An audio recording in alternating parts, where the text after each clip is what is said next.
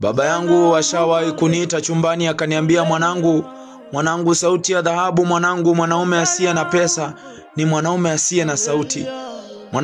Mwanaume asiye na pesa ni mwanaume ambaye hudharauliwa.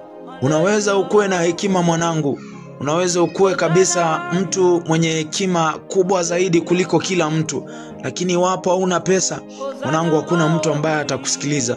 Akaendelea kuniambia, babangu, mwanangu, jitahidi sana mwanangu, pambana sana mwanangu, ili siku moja mfuko wako uwe na kitu. Jitahidi sana mwanangu, ile benki yako mwanangu iwe na kitu. Mwanangu, jitahidi sana ili siku moja usidharauliwe. Baba akaniambia, mwanaume asiye na pesa bibi yake atamdharau. Mwanaume asiye na pesa utadharauliwa hata na ndugu zako na dada zako, utadharauliwa hata na ukoo wenu. Mwanangu, jitahidi sana. Kaniambia baba kwa lugha ya Kimombo, fix your finances mwanangu.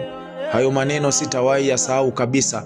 Msikilizaji wangu, ukituona sisi wengine tunapambana, si kana kwamba tunajitesa, tunataka to fix our finances.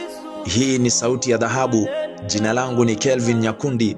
Kika ipo siku Afrika na dunia mzima bila shaka itafurahia kwa sababu yetu. Asanteni, kumbuka na wapenda sana.